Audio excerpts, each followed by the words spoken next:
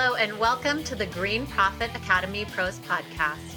This show digs into the challenges in growing a lawn care and landscape business while maximizing your profit. I'm Christeen Era. And I'm Steve Bousquet. We are the green industry experts in profit, growth, and leadership. Hello, Christeen. How are you doing today? I'm great. How are you doing, Steve? I'm good. I'm very good. I'm excited to be here and talk about the recession progression topic that we're going to be going over today. Why don't you give us a better detail of what today's episode is going to be about? Yeah, so this one was, kind of fun to outline. It's how to recession proof your business. And we're going to discuss what this looks like and how you can get started.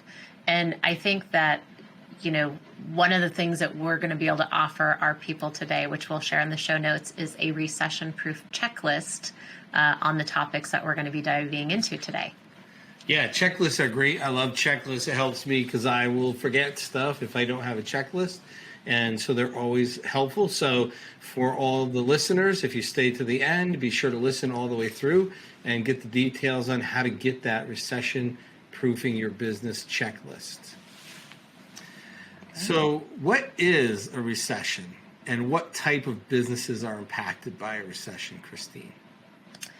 So a recession is a significant decline in our economic activity that spreads across the economy. So it's lasting more than a few months. So it's not an event, it's a trend. It's something that we can see, it starts to occur, they start talking about it, then we start seeing the changes, that's happening, maybe interest rates go up, things like that. So we can see it coming in some sense, and then we kind of realize that we've arrived, in a recession. And then after we all realize we arrived, we start talking about, well, how long is it going to last? Right. That's a big question, right? So typically the financial industry recognizes a recession when the GDP, the gross domestic product, declines over two successful quarters or 2 quarters in succession. And so that's and then their indicator, and then we see these rise in interest rates that makes housing more expensive, car loans, truck loans, equipment more expensive. And when those expenses happen, what slows down, what businesses are affected, and what businesses actually thrive and grow in a recession. And you mentioned how long a recession lasts. Typically, even the worst recessions only last about 18 months, but there's the mini recessions of about 6 months. And so it's kind of like we don't really know exactly how long it's going to last. But regardless of that length, we really need to be prepared for either way. It could be short or long, but we need to be prepared. And today you're going to share some really powerful tools on how to prepare for that regardless of the length.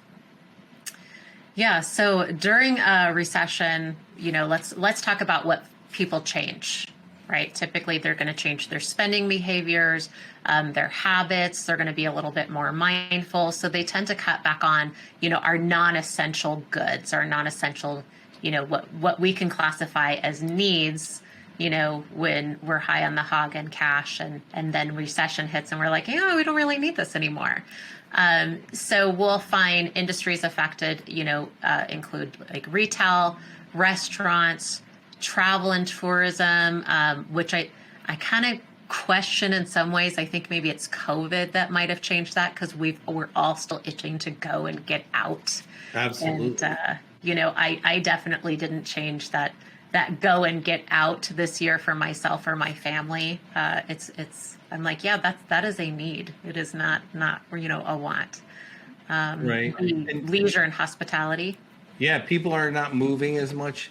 I just saw a report where the demand for newer homes is actually strong, but some of the inventory for existing homes is not as strong, and people aren't moving as much. They're not doing really big, gigantic home improvements, but they're still traveling. I mean, you and I both traveled recently, and the airport was packed, the planes were full, so people are not cutting back there.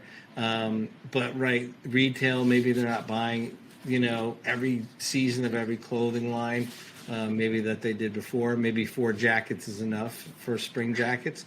I can never seem to have enough jackets, but other people, maybe they cut back. I did cut back on my on some of my other purchases though in the retail, and so I totally get that.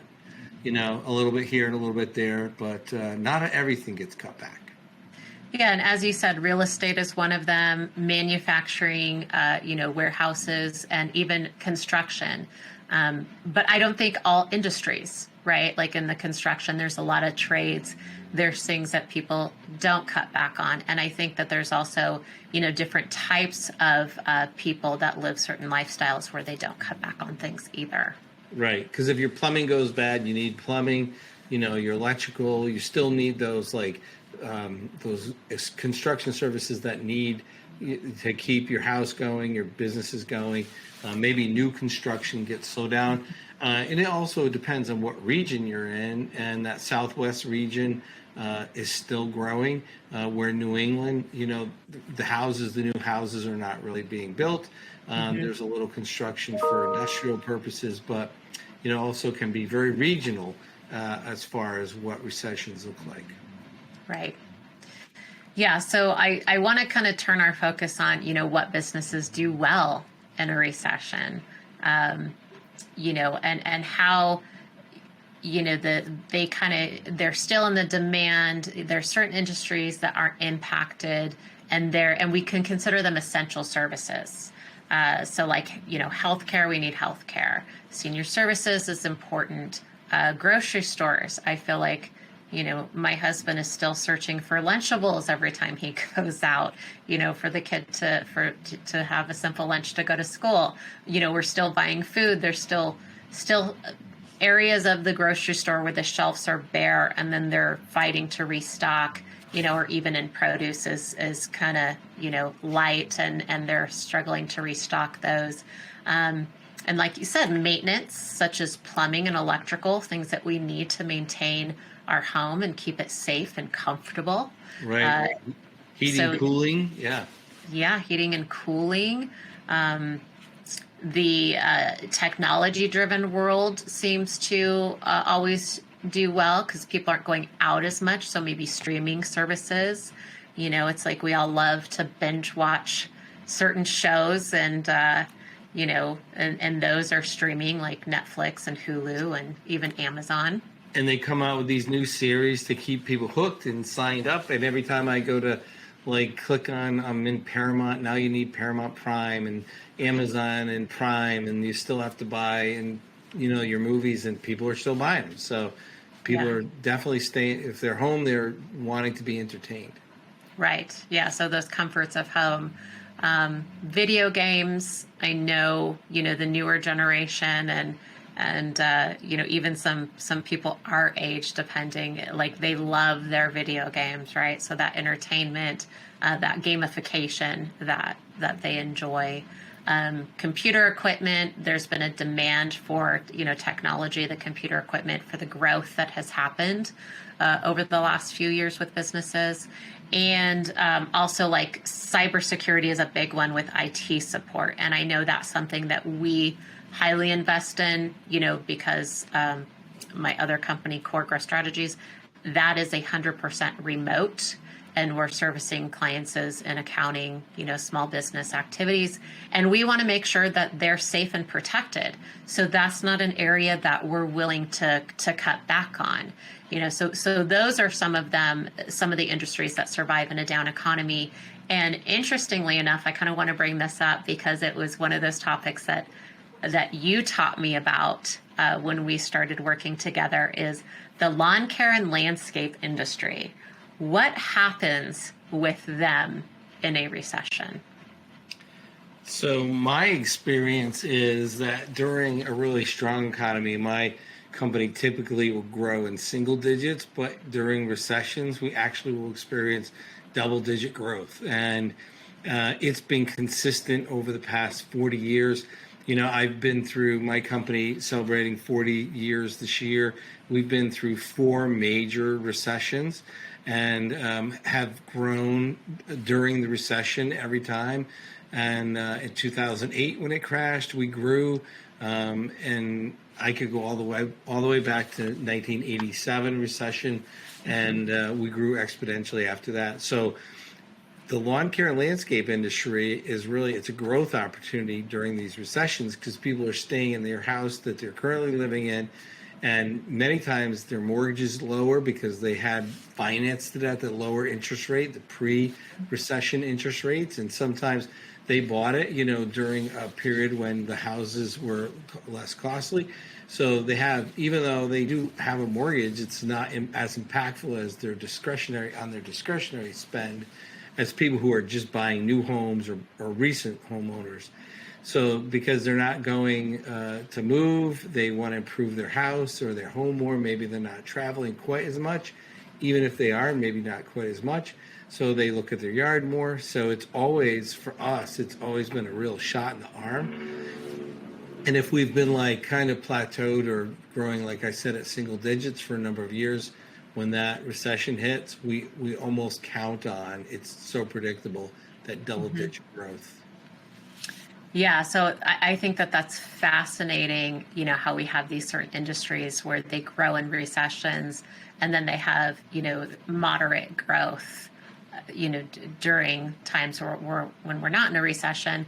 And, just to reflect back on the clients that we worked with through, the COVID-19 pandemic, is we had them to where they're like, oh, we wanted to grow by 11%. We're at 32%. We're at 39%. Like, it was just these ridiculous numbers that was over and above that.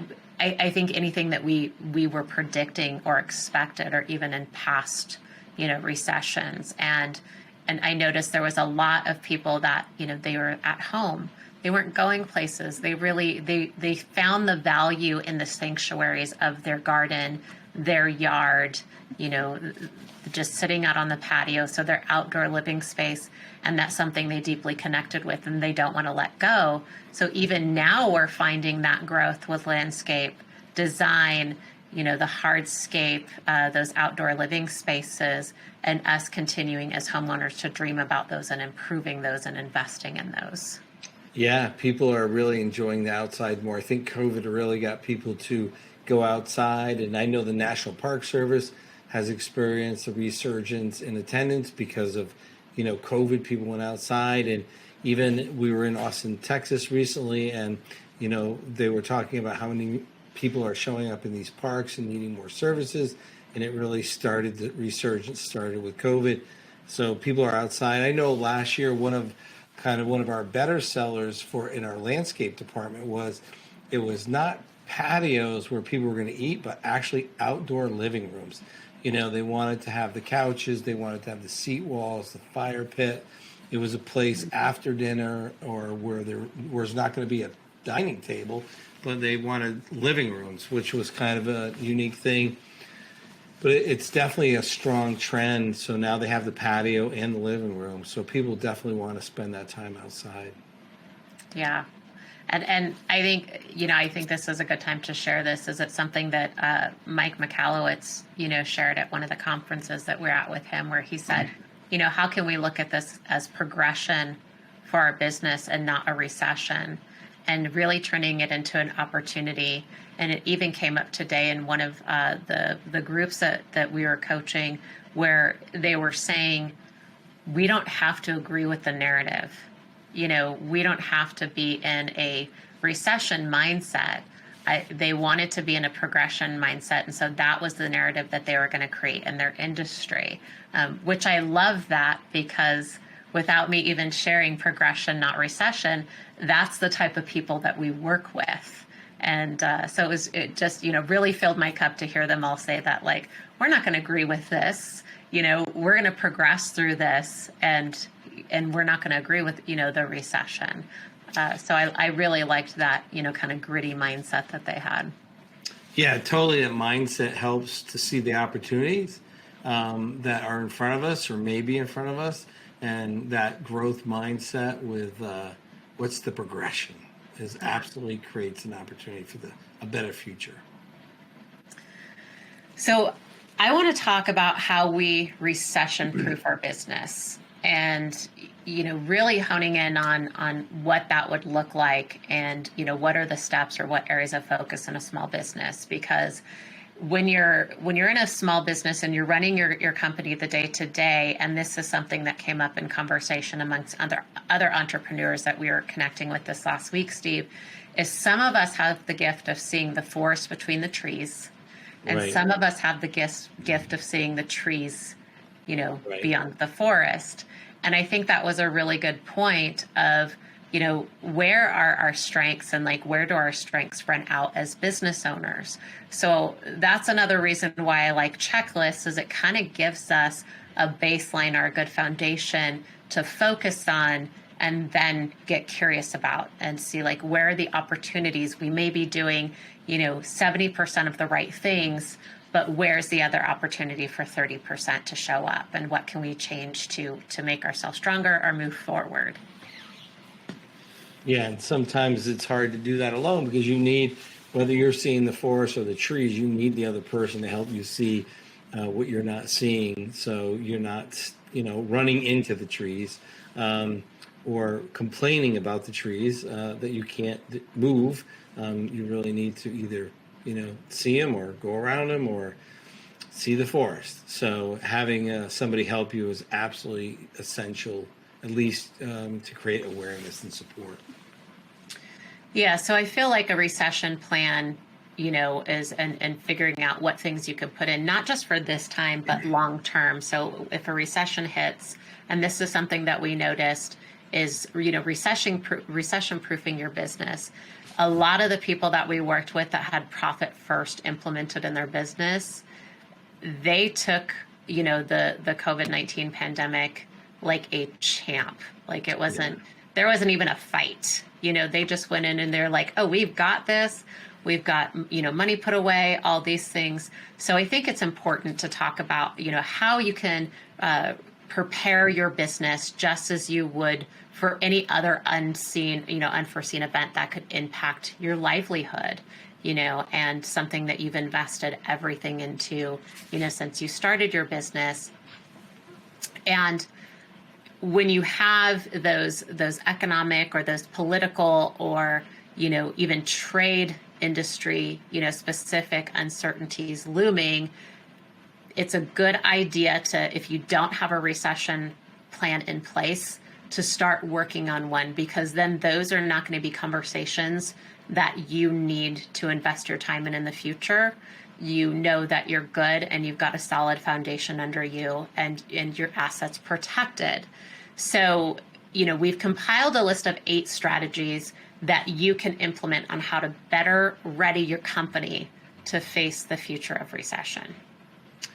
Yeah, because it's not a matter of if there's going to be a recession. If you're a business owner, it's a when. So really, if you, from now until you're not in business anymore, you need to be preparing for a recession.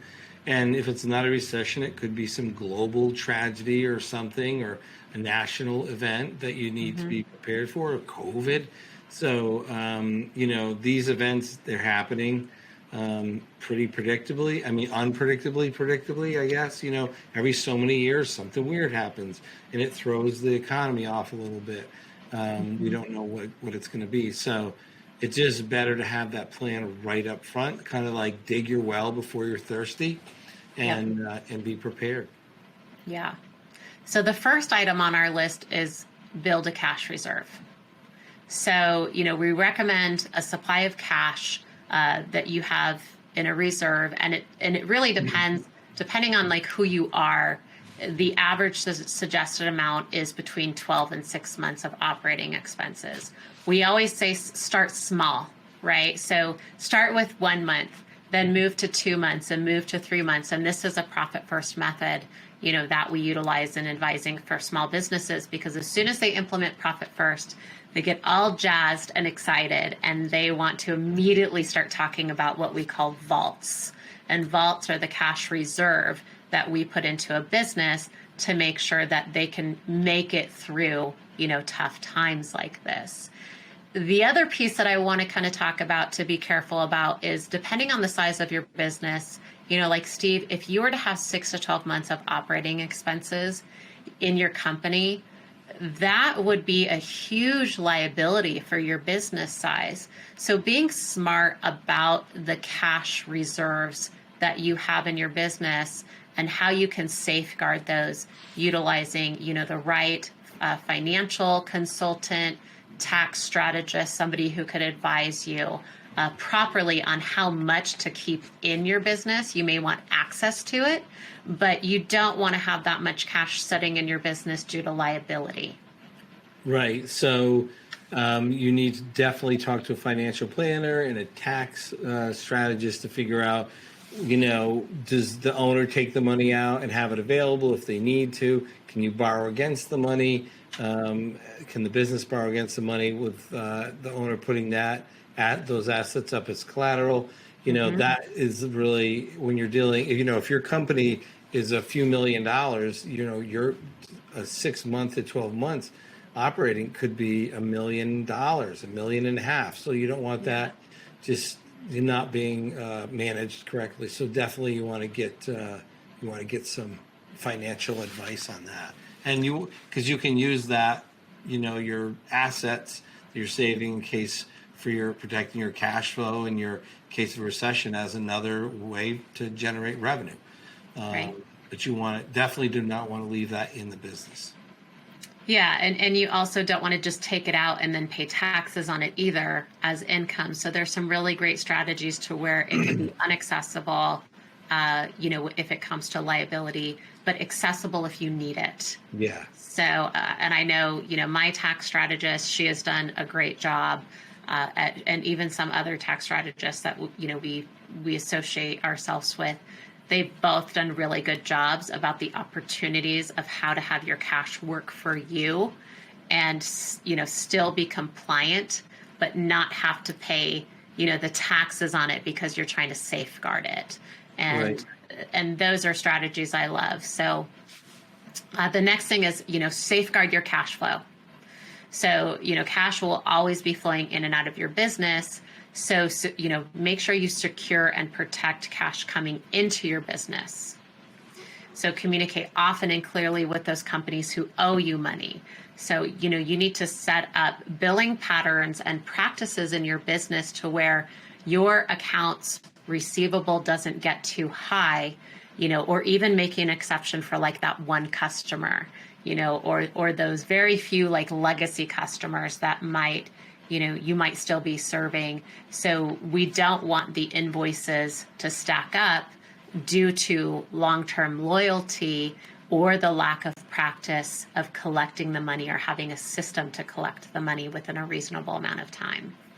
And we all know somebody who has a story about getting, dealing with a large contract or large project, and they don't get paid. And that one large project could literally, it could be 25% of your total revenue, and then they go bankrupt, and you're going to either see pennies or nothing, and that really puts you, the business, into a really vulnerable spot. So making sure that you're getting paid, you're getting your time payments, don't do work, like you said, just because they're a legacy client, it could really put your company at risk. Yeah, cash is, you have to protect those accounts receivables. And I would even, say that would become one of your top jobs as the owner of the company, is to make sure that your cash is being collected systematically and timely. Yeah, and measuring it, having a person that's accountable. And I know working in the accounting industry to where we've supported customers around accounting, there can be an assumption to where, my accountant is going to make sure our collections happen. It's not your accountant's job. If you have an internal bookkeeper, then yes, it would be their job, but you would want to make sure that expectations were set up, communication, good processes on how to collect the money, because you don't want your clients to feel strong-armed either. But we need to show up as a professional, so making sure that they have proper coaching around that is good. And some people are just good at it. That's something I noticed. They're people, it's a people person, and like your clients are lining up at the door to make sure that you're paid because they love your office person so much and they've created such a good relationship with them. Absolutely. Yeah. So the next item on our list is establish your credit worthiness. And I talk about this in the book is, cash is king. And, but how are we going to set that king up in its kingdom, right? To where it's like cash can really work for the business. But also credit can be king too, especially in the lawn care and landscape industry, because you guys have such a large amount of expensive equipment to purchase, and that equipment can produce revenue, and emphasis on it can produce revenue. Is it? Well, we can have another conversation about that. Yeah, we have a history of buying shiny toys that aren't always being utilized properly because it's the latest, greatest.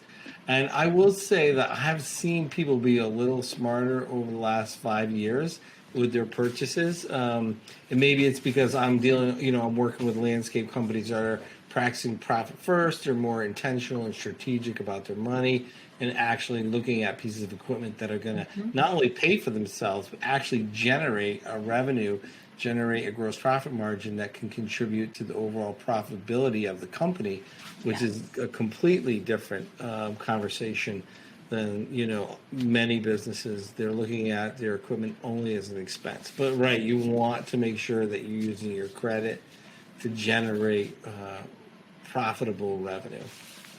Yeah, and you can also use your cash to leverage opportunities with credit, and having part of your equipment financed or what you need financed, but making sure that you're not overextending yourself on the money that's going out versus the money that's coming in. So, really taking the time to make sure that you pay off your debt, but the right debt, keep capital in your business so you can fund growth and have that fallback system in place, and utilize a credit score that you've built, and make sure that you have a high ROI on what you are financing. So, and tying what you are paying on that liability back to your cash flow and your operating costs to make sure that you stay healthy. So there's this beautiful balance that can occur. So the next one, it kind of ties into this, is reduce your expenses. So we want to make sure you do it smartly. So we're not saying like go in and just cut all the expenses out in your business, because that can be a typical kind of behavior when someone implements profit first. One I've seen, they pay cash for everything, which is not the right strategy. And then they cut the expenses when we do an expense analysis, which is part of profit first. They cut the expenses that they shouldn't cut. And we don't want to cut quality that, one, helps serve our customers. We don't want to cut those expenses. And we also don't want to cut expenses that really serve our team and our culture and our business. We want to be smart about it.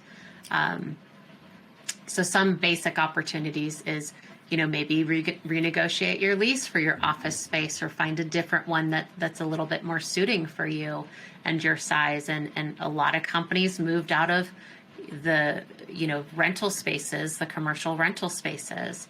Merchant fees is one I love to talk about because there's so much opportunity there. And then, also finding less expensive things, and even reevaluating your services in your business that you need to survive. Like, what are you providing that isn't a profit center that you're spending money on? Maybe you can reallocate those resources into areas that are highly, profitable and in demand with your clients. Right, and even your customer type. I've been guilty of keeping these legacy clients that were not priced properly over the last 30 years. And, we've had to go up on their prices. So, sometimes there's clients that were legacy, we're keeping them underpriced. That's an expense. That's actually costing us money when we do things like that. in servicing customers that are outside of our range of where our majority of our customers are. There's a cost, and we've talked about this before. It's like it's double dipping because you're just driving all the way out there, and you could be doing two properties while you're going to service that one property. So there's an opportunity cost that is in that, and if you really take the time to look at it, you can see a lot of how much this, if you're buying equipment to service customers you're not making money on, that cost keeps adding up exponentially. Mm-hmm. Yeah, I think there's another opportunity of examining, your team, right? Looking at who's on your team. If they're necessary, is there somebody who's been on your team that has been planning on leaving? Are they people that, you can kind of look at to lighten the load, or maybe the people that haven't been pulling their weight, but you're just trying to give them an opportunity. And I also think it comes back to the services that we provide our customers, really providing those high, profitable services that they're asking for versus ideas of how to generate new revenue through other services that's going to, kind of max out the capacity of the team that we have. I think there's also opportunity, and I love this topic, is utilizing the technology that we have at our fingertips to create capacity within our company and for our team. There's a lot of things out there that the software that we're using that's not being fully utilized can do that will create capacity for some of our most valuable team members in our company. And, have an automation do it or a software help them do it faster and give them some time to spend on some other things in your company that brings high value. Yeah, absolutely. Technology can help upgrading some of your computer systems, doing some things online, using the cloud, having people have access to it, and updating some of your, even if outsourcing sometimes to give some people some capacity is a better concept than having people who do things at the shop so they can't generate revenue when you could hire out that task to somebody else at a lower cost while somebody else can be more productive. Mm-hmm. So tell me about inventory. If you have inventory, manage it carefully. Yeah, so this is one of my favorite topics because I've been talking about it for years in this industry. And there was even a point, Steve, where you and I, had a conversation one day, and I brought up inventory management. And this is a gap that you typically see in lawn care and landscape businesses is they buy stuff, but there's no management. There's a pile of pavers sitting out in the yard, and there's 5 different types of pavers or 10 different types of pavers, and they can't reuse them because somebody wanted a different paver. So there's a lot of opportunity around this. So we want to have the right amount and type of inventory to serve our customers, but we don't want to buy too much. And we want a system that can manage and inform us easily what inventory we have. And I know there was a story you shared a while back, Steve, where there was a purchase in your company that was made because the inventory wasn't being tracked, and there were plenty of supply in the back of the inventory shop, where the materials are kept, to get you through the season. And it was an oversight. It wasn't intentional. It's just they didn't look in the back corner because that's not typically where it was kept, and inventory was purchased. So definitely keep a system in place to manage your inventory to help you understand your ins and outs. It helps when you tie it to your production in your business, because then you know how much you're going to use and you can prepare for a season. And I know this is something, Steve, that you do, is you talk to your suppliers. You have a great relationship with your suppliers, and you even have some other business associates in the area where you guys will buy product together, and which I thought was really interesting because you both get a better price with the amount of product that you're buying. So this will create a plan to ensure that the inventory turns and it's not stagnant, but you're not overspending on your inventory. And with the chemicals, it's expensive. I mean, there's a product we use called T-Zone. It's like $214 for a 2.5 gallon container. So you order 10 of those, and that's over $2,000. And you were talking about, one of the things we split some grass seed. We get a rail car that is sent from Oregon full of grass seed that I split with 2 other landscapers. So by buying a whole rail car full, we get a much lower price than if we're only buying 3 or 4 pallets or 5 or 6 pallets each. Mm-hmm. So that's another way to manage that. So not having enough on hand can cost you, because then you have to overpay when you run out, or you're spending a lot of time sourcing what you've run out of, and then having too much on hand. So there's a 2.5% to 3% variance that is our goal to be over or under, and we try to keep it in that 2.5% to 3% variance. But like that one time, they moved it and it wasn't in the labeled area, so it looked like we were out. So they ordered about $3,000 worth of chemical because they thought we were out, and it was right there. Then we carried it for another year, but that's probably not the best way to manage your money all the time, is to have $3,000 sitting on a shelf for 12 months collecting dust. So you really have to pay attention to that. And the block is another. How we manage our pavers is we only use Teco block or bluestone, and we only use a range of colors. So we have very little. It's called a boneyard in the green industry. This boneyard of old pavers from Pavestone, Teco block, and Belgard, and Pave Tech. Everybody that makes these blocks, we don't do that. We just use Teco block, and it's the same colors, and so we can just keep using those over and over again. But you have to be careful when you try to be everything to everybody. Even with paver blocks, it can be expensive. Right. Yeah, and I like that, because when you're sharing with me the price of a gallon of one of the chemicals that you use, like, who would ever dream that you would be using something that expensive to pour on grass, or soil, or we have one product that's $640 for 64 ounces. Yeah. That's like comparable to women's cosmetics. Yeah, right? They'll spend crazy. Hundreds and hundreds of dollars on this little container, for anti-aging and all these other things. But then at the same time, when you love your lawn, and your landscape, like, you're going to do similar things. Yeah. Right?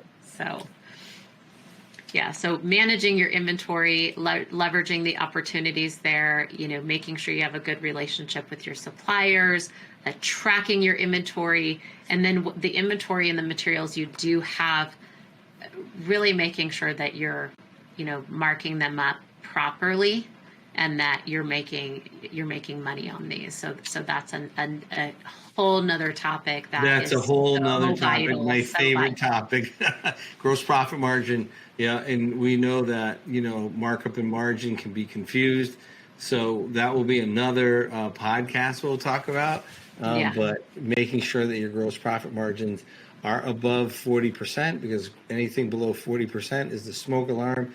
And when you hit 35% gross profit margin, the business is on fire. There's just not enough money to have profit and support overhead. Yeah. So, and you don't need that in a recession. No, we don't need that. You do not need that firefight in a recession. You do not need to be fighting fires in a recession. There's just absolutely no need for that. All right, so secure your financing before you need it. That's kind of like dig the well before you're thirsty. So let's talk about that a little bit. Yeah. So, I think the one thing I hear all the time is, creating relationships with banks. And I almost feel like us as the consumers are more concerned about the good relationship with our bank than our bank is concerned with a good relationship with us as a consumer. And it's gotten a little upsetting over the years, kind of seeing how this has, progressed to where the banks are kind of like, well, you're our customer, but we may not invest as much in you. So that's something that, like I've said before, I love having bank accounts. I love having bank accounts at a whole bunch of different banks. And, because I like to take my money and I like to squirrel it away here and put a little there and, kind of spread it around and look at all the accounts and see the money in it. But what I have invested my time in, and I've advised clients over the years, is, find a bank that cares about having a business relationship with you, to where if you come in and you say, hey, if I bring my merchant fees here, can you give me a better rate? If I start investing in these other accounts, like what does this look like for me, or what loans or things are out there? So creating a good relationship with a bank, it allows you, to create opportunities for when you do need working capital in your business, and they have more trust with you. They know how your money habits are, and you have a good line of credit, and you can go there and utilize these relationships to be a little bit more flexible around your needs. And also, they have seen your business grow over time. Like, we have clients that they'll bring their business strategy plan in and give it to their banker, and their banker is just so impressed just by that they're like, well, what can we do for you? They're almost offering a whole line of credit to them without them even asking for it, because they're so impressed with the way that they manage their business and their money. Yeah, and Profit First is a big part of it. I know when we talk to our bankers, they see our Profit First accounts and how well managed the money is. It just makes, they're like, okay, the Profit First company, they know what's going on. They know where their money is. They know how it flows in, how it flows out. And that gives the ability to pay back any kind of debt and liabilities. And that's what banks want. They want to know that you can meet your liabilities above anything else. They don't even care your total revenue. They want to know that you can pay your liabilities. So having that personal relationship, and bankers are just people. I always recommend that people join their local chamber of commerce. There's always bankers there. And if you keep going to these events, not just for business, but to build relationships, which leads to business, you're going to meet a banker, and you want to share your stories with the banker in your community. I always like, credit unions and small banks, like maybe 5 or 6 branches, but we also have dealt with bigger banks, but we always had a relationship with someone even at the bigger bank. And you don't want to wait until you're desperate for the money or you need the money. You definitely want to have some people you can call up and know their name and have a conversation. Because if you ever get in a bind, you need a friend. Phone a friend. Right. Yeah. But do it ahead. And I think that's a good point. Yep. Plan ahead. Secure financing before you need it. Know that you have that line of credit if you need to fall back on it. But just because it's there, it doesn't mean you have to use it. And I think that that's a challenging thing for small businesses, because I know I went through this to where everything was associated with me as the business owner, with that credit, until I kind of had to fight through this process to where the business could stand up on its own, with its own line of credit. And it wasn't necessarily tied to me, to where it was like, oh, well, yeah, that's my card I'm using for the business, or that's this, or yeah. So it's like really pushing through, those challenges to secure a line of credit for your business that is not exactly tied to you as the business owner. So that's important. Yeah. All right. Never, ever stop marketing, even during a recession. So I love to talk about marketing. It's one of my passions. I've seen what it can do for my business, but I've also overspent way too much money in marketing and chasing new leads, and not realizing that I needed to pay way more attention to my existing current customers and past customers, and how communication with them is really one of the most effective forms of marketing and the lowest cost. So share your thoughts on marketing, Christine.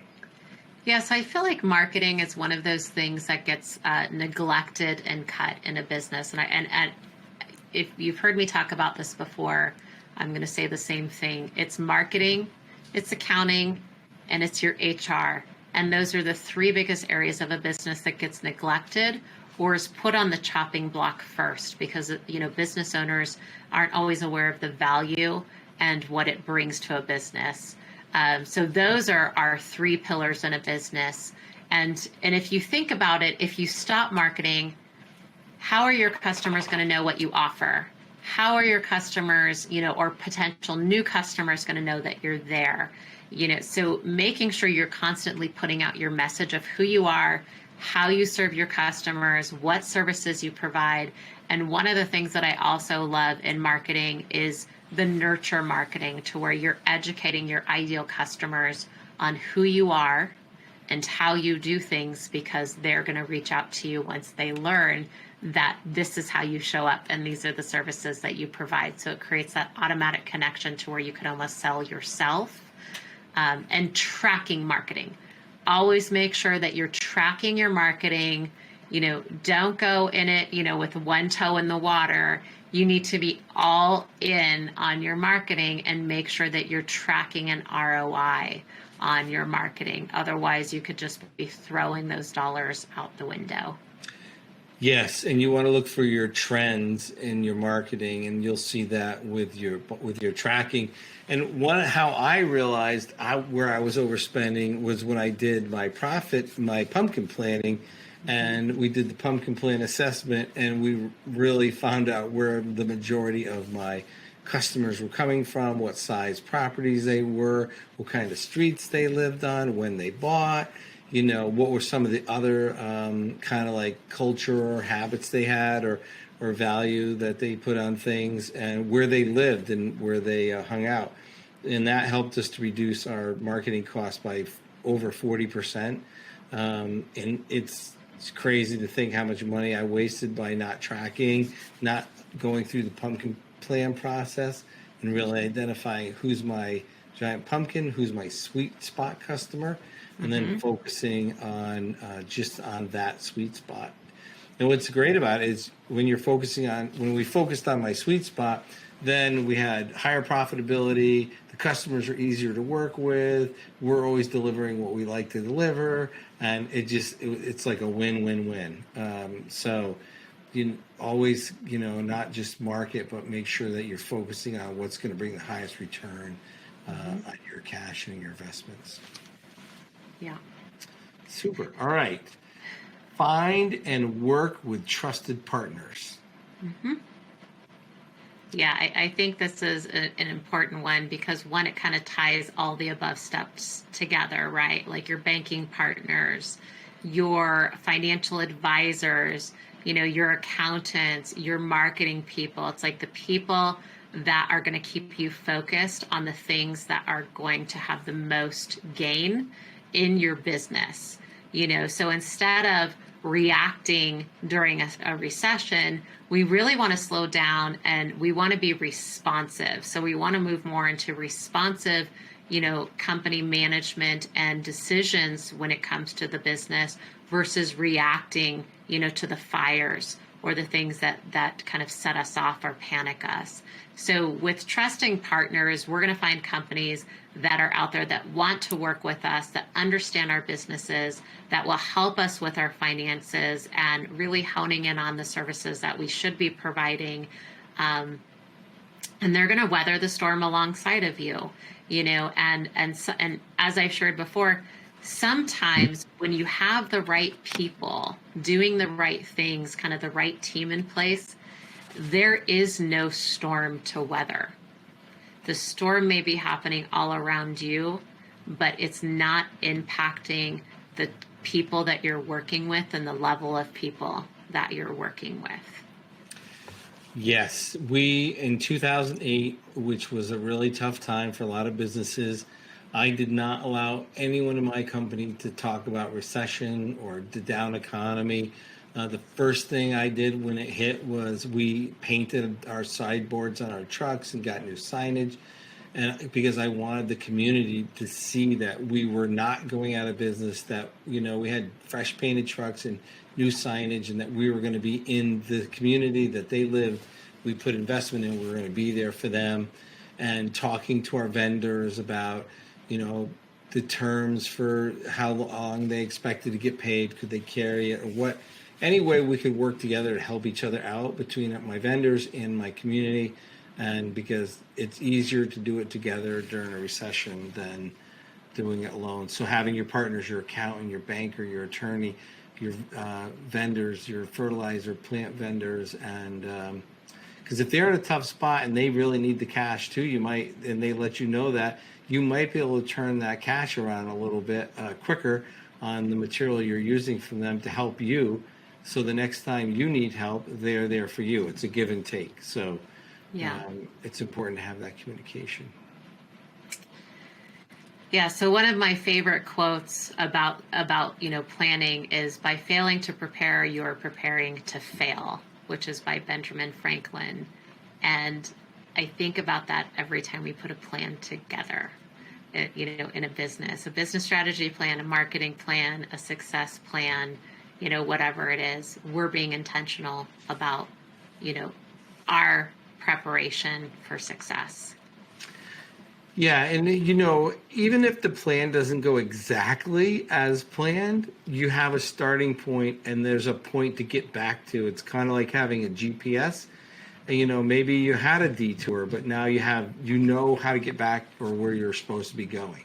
So it's always good to have that plan. And if you don't, it's going to be a struggle, and you're going to wonder why it's so hard. So I just want to take a few minutes, Steve, to talk about how Profit First can support recession proofing your business. So I know you have been intentional about this in your business over the years. So is there an experience share or some insight that you can give us about how Profit First set you and your team and your company up to weather a recession? Well, first off, having the vault is always, even if you don't dip into it, it's always kind of, it's a reassuring feeling to know that, there's money if you get in a jam. And also, if you had to borrow against the vault, you could do that. And seeing that we have the money in the accounts where we can spend, where we can't spend. I think my team, because there's a lot of transparency with Profit First, and they see where the money is, I think my team gets a little more innovative and creative on how not to spend money. And they realize what's happening around the cash flow. So then I don't have to carry the whole responsibility of trying to manage everything on my own financially. And then also my bankers, when they see all the accounts and the intentionality of it, they definitely want to do business with us and make money. Let us know that money is available if we want to borrow it. But the other thing is, and this is very interesting, is that gets out in the community. I know bankers aren't supposed to share anything, but they also let the community know that, hey, that is a financially stable company. So other companies in the community will want to do business with us because they know long term we have the stability, we're going to be around. So whether it's long established residential people in the community or businesses, they want to do business with us. And it gets if you're in your chamber, it gets through the entire community. And same thing with us. I want to be doing business with people that I know are going to be here in 5 years, and not who are on the edge of, or just hanging on to the edge. And Profit First is really just kind of clearly defined the financial mission of the company about being intentional. And that intentionality, hit my mic, Christine. The intentionality, it goes throughout the whole company. So it goes back to our people, our vendors, how we take care of our customers. Because if we're that intentional about taking care of our cash, we also it goes over into the intentionality of taking care of our customers, vendors, and our team. So it's a much bigger thing than just a few bank accounts. Yeah, and I like the Profit First methods, to where it's like you're intentional your revenue, right? That comes in. It's 100% of your revenue. And then that revenue gets divided up into the different accounts. So you've got your profit, which comes first. So you're putting profit away there.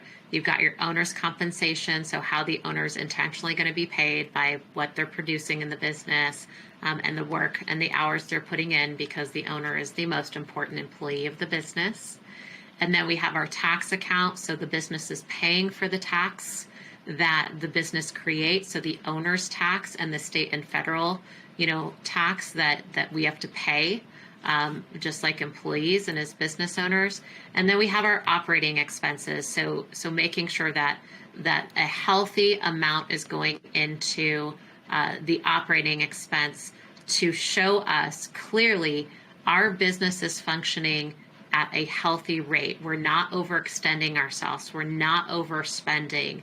And then even in the lawn and landscape industry, we have the materials account so we're intentionally setting money aside for the materials and to manage those.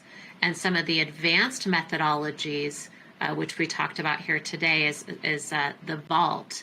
And the concept of the vault is to ensure that you're putting money away above and beyond the day-to-day and the basic profit first accounts for the company to survive in a what if, that rainy day. Because like we said before, it's not if the storm is coming, it's when.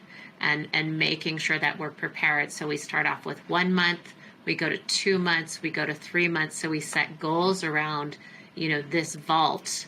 So that way we're setting money intentionally aside, just like we are with our profit in our business, to secure long-term, sustainability in the business and in your community and with your team members and your lifestyle. Yeah, and it's a lot easier to attract new team members to a financially stable company.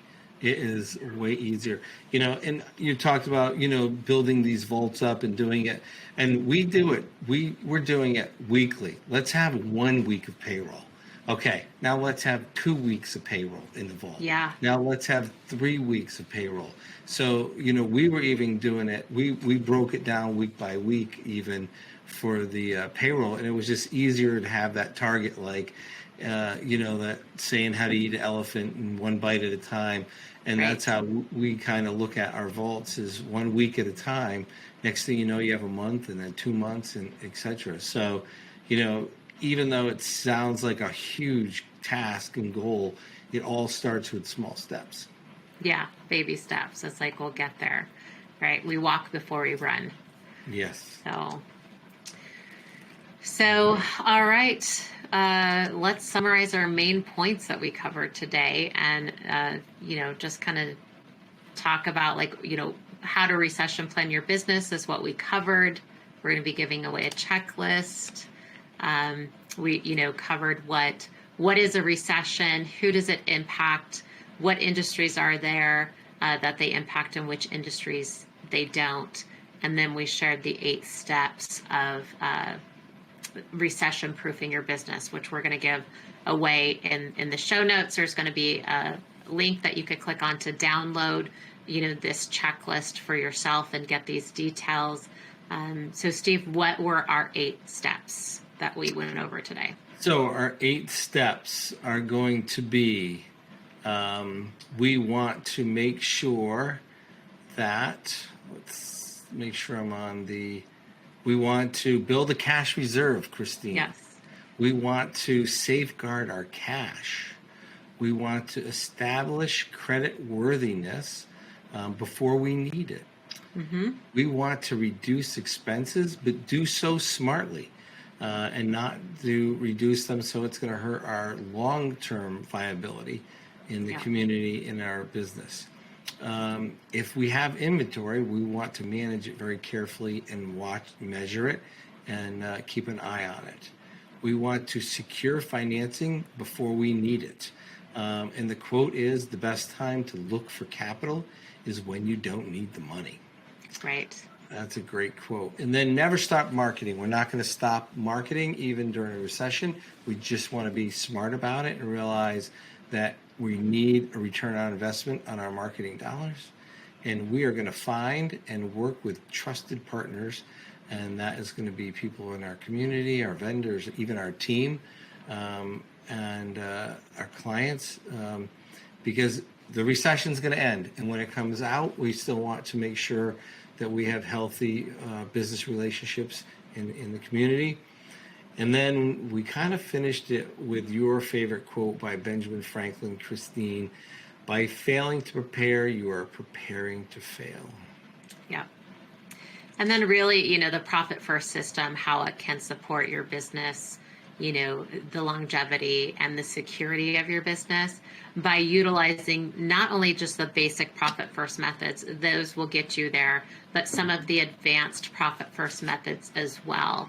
And I would advise anybody who is implementing profit first, start with the basics, get those under your belt and really comfortable with those, and then move on to one advanced method at a time, and take that under your wing, and then the next method and the next method. And I know, Steve, this is something that you've done in your business with your team. You set up the basic methods, and then after you got those under control, you started adding advanced methods into the business, and it has given you and your team this clarity, and just, the idea of how your team needs to manage the money, because they know where the money goes. So it's transparency, and you don't have to do it for them. So I know you call it your freedom system. I call it my freedom system. I call it the freedom system because my team knows what to do with the money when it comes in. They know where to put it. They know when to pay it out. They know who gets what, which vendors, equipment, everything. So I call it my freedom system because I don't need to do it. I don't need to be managing the money. We have a system, that manages the money. So it enables me to live my life a little more freely and fully, without worrying about cash, staying up at night and worrying about payroll, or actually even being at my business all the time to manage payroll or every nickel and dime that comes in, because every dollar that comes in has a job. Mm-hmm. Yep. It's a beautiful thing about profit first. It is. That's why I call it my freedom system. I can leave the country and they still know and be uncontactable. And my team still knows exactly how to manage the job and how to manage the money while I'm gone for the next 30 days. Which when I first was proposed with that concept, I was like, there's just no way to do it. But like you say, Christine, we did it. We opened the profit account. Then we had the income account, and then we did the tax and the owners, and then we did the material. So, we did it one or two accounts at a time. And next thing you know, 5 years later, we have it more than dialed in, and it just has given me the freedom that I kind of wanted. The whole reason to start a business is not to work your fingers to the bone, but to have a little more freedom in life. And I love how now you're using the system, and this is an advanced, method to forecast, this upcoming year and what that looks like. And, being able to just easily use your profit first allocation calculator to forecast how your business is going to perform, pulling in pay increases, price increases. So it makes the business planning strategy that much easier for you and your team, and I absolutely love that. Yeah, when we're giving out raises, we're like, okay, we have these price increases. What percentage can we give for payroll as a total percentage of revenue and we figured it out, and then with real revenue. So having that ability and those tools to dial it in, and then by team, we went over together. They're like, they see the money. They know where the pay increases come from. They know how they got there. So it's not just a matter of, hey, I need more money. It's, hey, this is the reality of the company, and this is what's available. So right. So it sounds like there's less assumptions being made. Way less assumptions, way more buy-in, way more reality. And they're not the victim. My team's not the victim now. They are actually in control of their own revenue and what they're making. So, and what an opportunity that is for them and for me. Yeah. All right. So the profit first system, the freedom system. The freedom system. So I'm super excited that our next episode, we're going to be interviewing the one and only Mike Michalowicz, who is releasing, I believe, his ninth book now. Is that correct? Eighth or ninth book. Mike has been working hard. He's coming out with a new book. It's not, unfortunately, going to be released by the publisher because of some delays. Until 2024. But the name of the book is It's All In. All In by Mike Michalowicz. Yeah, so he's going to talk about his new book, which I'm excited about because I have already read it as a pre-reader, and it is absolutely one of my favorites, which I think I've probably told him like half a dozen times now. And it's really about, hiring, bringing, your culture of your company together, how to make sure your prices is right with your amount of payroll, like your team is producing the right amount of revenue, and just some great insights on, creating a culture in your business to where, they're all in on you and your business, and some great stories in there. So he's going to talk about that. We'll get him to talk about Profit First and maybe some of his other books as well. So that will be on our next episode. And also look in the show notes from today's episode for your link to your recession-proof checklist that we will be sharing with you. Absolutely. And thank you for joining us, and we will see you or you will hear us on the next edition. It's going to be with Mike Michalowicz, and he's going to be talking about his new book that's going to be coming out, All In. Thanks for listening to the Green Profit Academy Pros Podcast, the show that digs into the challenges of growing a lawn care and landscape business while maximizing your profit.